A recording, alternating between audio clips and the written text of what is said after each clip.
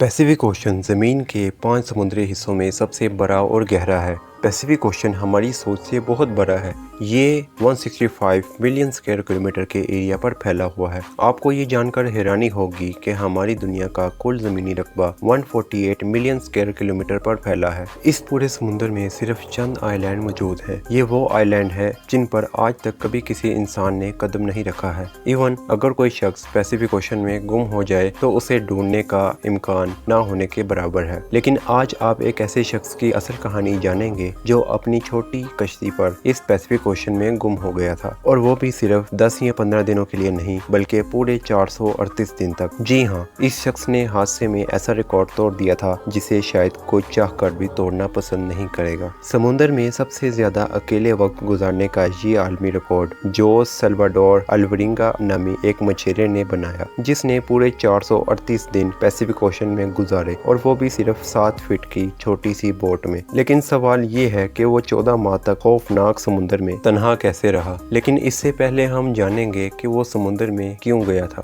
ये 2012 की कहानी है, जब मेक्सिको के एक छोटे से गांव कोस्टा अज़ल में जोस नामी एक शख्स रहता था। उस वक्त उसकी उम्र 36 साल थी और वो एक माहिर मछेरा भी था। 17 नवंबर 2012 को जोस अपने एक साथी के साथ मछलियां पकड़ने के लिए अपनी छोटी कश्ती पर रवाना हुआ। उसका प्लान ये था कि वो सिर्फ 30 घंटे समुद्र में गुजारेगा। इस वजह से उनकी छोटी बोट पर ज्यादा सामान भी मौजूद नहीं था। 7 फीट की बोट में सिर्फ एक इंजन और एक फ्रिज था जिसे वो मछलियों को स्टोर करने के लिए इस्तेमाल करता था। जोस जो अपने साथ सिर्फ एक दिन का खाना लेकर गया था, कौन जानता था कि उसके अगले 438 दिन कितने खौफनाक होने वाले हैं। उसने मेक्सिको के साहिल से 120 किलोमीटर दूर जाकर समुद्र में जाल बिछा दिया, लेकिन उस वक्त वहाँ एक तूफान आ गया। अपनी जान बचाने के लिए उसने मछली के जाल को वही छोड़ा और वापस साहिल के पास चला गया। पूरे 6 घंटे तक कश्ती तेज रफ्तारी से चलती रही। सुबह 7 बजे वो साहिल से सिर्फ 20 किलोमीटर दूर था और उसे अपना गांव नजर आ रहा था।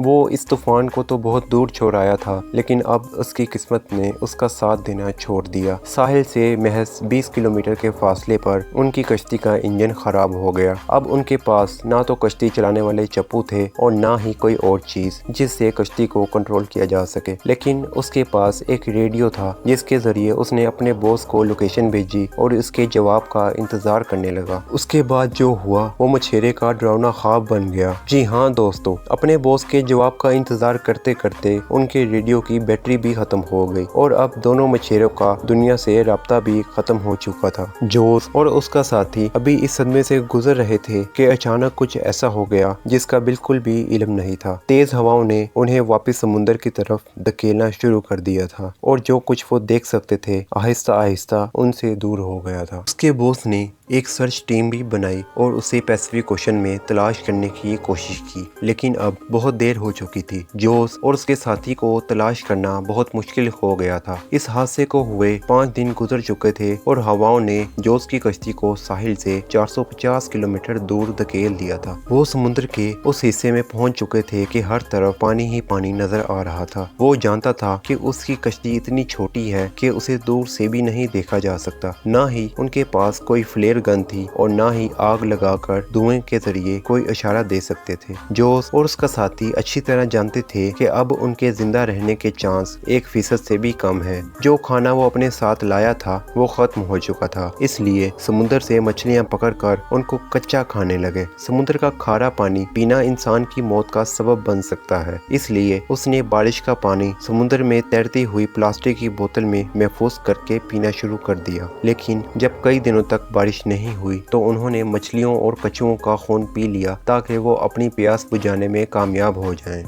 दिन गुजरते गए और फिर महीनों तक ये दोनों जिस ज़हनी अदियत से गुजर रहे थे उसका तसव्वुर करना हमारे लिए बहुत मुश्किल था। आखिरकार जोस का साथी इस तशद्दुद को बर्दाश्त न कर सका और 4 माह बाद उसने खुदकुशी कर ली। अब इस छोटी सी बोट पर जोस से बात करने वाला भी कोई नहीं था और वो दूसरों से अलग इस गहरे समुद्र में अकेला रहने लगा। मेक्सिको के साहिल से निकले हुए 6 माह से ज्यादा का अरसा गुजर चुका था, जहाँ से कार्गो शिप्स भी कभी कभार गुजरते थे और इस इस दौरान जोस ने अपने साथी को भी खो दिया था। इस वजह से जोस बहुत मायूस हो गया था। एक दिन जोस ने एक कार्गो शिप को दूर से गुजरते हुए देखा। उसने पिछले 6 माह में पहला जहाज देखा था। ये मंजर देखकर उसके जिंदा रहने की उम्मीद फिर से पैदा होने लगी। जोस ने कार्गो शिप की तरफ हर तरह के इशारे किए, लेकिन बदकिस्मती से जहाज के अमले को ये छोटी बोट नजर नहीं आई और इसके जिंदा रहने की उम्मीद एक बार फिर से दम तोड़ गई। सोचो कैसा महसूस होगा जब एक समुद्र के बीचों बीच मौत से लड़ने के बाद आखिरकार जान बचाने का कोई रास्ता मिल जाए और वो भी नजरअंदाज करके चला जाए।